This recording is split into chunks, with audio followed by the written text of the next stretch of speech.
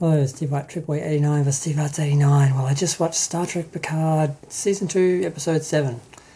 Monsters. This was a very self-indulgent episode. I dreaded watching it. I put it off for about 2 days, but I watched it. It starts off with Picard in a therapy session in his mind with the actor who played the bad guy in Battlestar Galactica. I've forgotten his name. Then we had Picard in the coma in the clinic, remembering being a child and running away with his mother down to the there was like under the chateau, and they've been chased by monsters, and then having to deal with his father. And I mean, Patrick Stewart had an abusive father. He had an alcoholic father who abused his mother, and this is all about him dealing with his issues.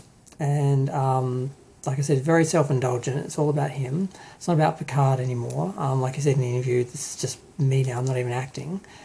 And it's the tired-old story of the mentally ill mother being protected by the father and the child blaming the father and realising the father wasn't the bad guy after all, which was sort of what we went through in that scenario.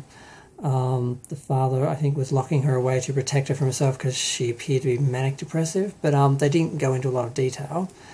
We didn't quite get to the end of that story. There does seem to be more. The other part of the story was... Girardi has walked off and gone to a bar and smashed a window to get her adrenaline up to speed up the process of assimilation. Rios is trying, and this is the most troubling part of the episode, I think, is trying to trying to get the help of the doctor, but he eventually just had to let her see that he's from space. He literally beams or gets Michelle Hurd's character, I've forgotten her name, Raffi, to beam down a device, a neural device, to help stabilize him because he's having some sort of issue because, we'll just call her Laris because she really is a Romulan, is using a device to get into his brain. She goes down in there and kind of rescues child Picard who's hiding, who's lost his mother, who's basically hiding in like the dungeon. And he beams down a device, beams into his hands. She sees it. He hands it to her and she just knows how to use it. Like, why would you give her the device to use? She's a human. She's never used a device like that. She doesn't know what she's doing. You would have a better chance of using that device and helping Picard than her. It makes no sense unless it works off the person's emotions or mental state. Like it doesn't make any sense that he would beam this device down and hand it to her and expect her to use it, and then she just knows how to use it and fixes the problem. It's kind of ridiculous. Now the fun part is when he's talking to her child, and he tells him that he's a spaceman, and he does the Kirk line, no, I'm not from, I'm not from outer space, I'm only working outer space. And then he beams them up to the ship just randomly, and then she's standing there with her coffee cup on the transporter pad and she just drops it because, oh my god, I'm in a spaceship. And the kid runs off, I'm going to touch everything. I'm like, what the hell? How? Why would he do that? Why? It's just... So we've got Seven and Raffi running around trying to find the Borg Queen.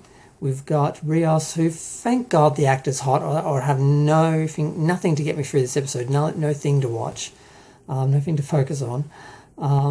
Trying to first he's trying to hide the fact that Picard is, the whole situation, and then he's basically sharing it with her and then actually taking her to the ship. So that goes from one extreme to another. Eventually... Laris, I'm just going to call Laris because I can't remember the name of her character in this, but she reveals that she's a Romulan and that she basically hides that, and they kind of reason that Q must want him to uncover these issues from his childhood, and that's what all this is about. And he goes to Guinan, and she... This is also bizarre. She explains that the Q and the Elorians had some sort of truce, and they did this over a bottle because they believe that... how did she put it? That actions and like words and so can be captured in drink or food. And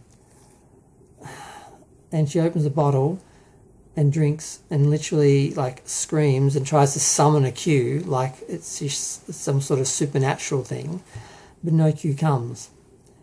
And then they're just like, well, I have no idea what's happened. And then some guy wanders into the bar, she gives him a drink, and then he starts talking about science fiction being aspirational, which was a real... I felt that was a real dig to the critics of New Trek, because we've all been saying Star Trek was aspirational and this show isn't, or Discovery isn't.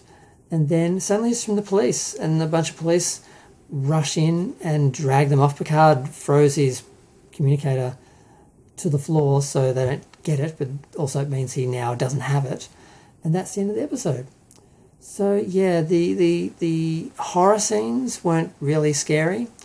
The revelations weren't really revelations. We've seen this story before.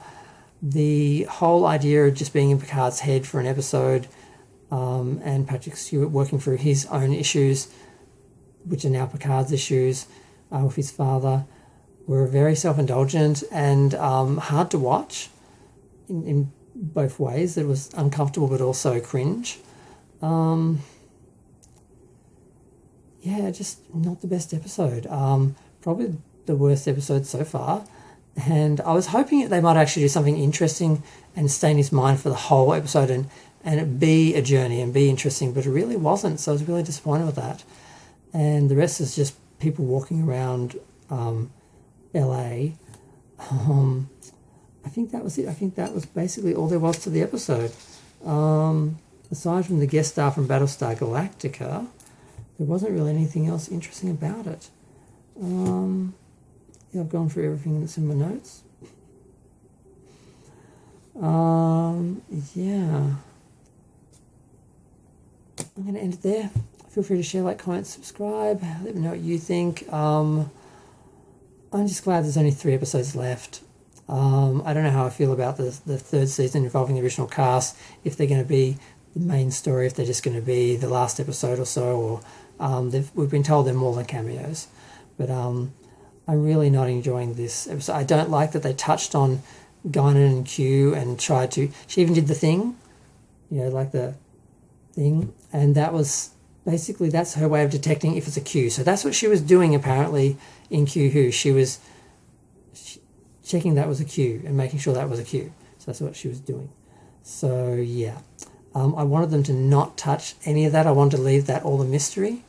But they're sort of getting into it. So I have no idea why the police would come and arrest them. Now, they did have footage of Picard beaming down, because, of course, he beamed down in the middle of just a place in the street where, of course, there's CCTV everywhere. So what these police are doing, Guinan tried to pretend it was a glitch, that the cameras always do that. But, yeah, so I have no idea what's going to happen in the next couple of episodes. But I just want it to be over. I'm going to go. Feel free to share, like, comment, subscribe. Let me know what you think. I don't have any other thoughts on this episode. I just, I'm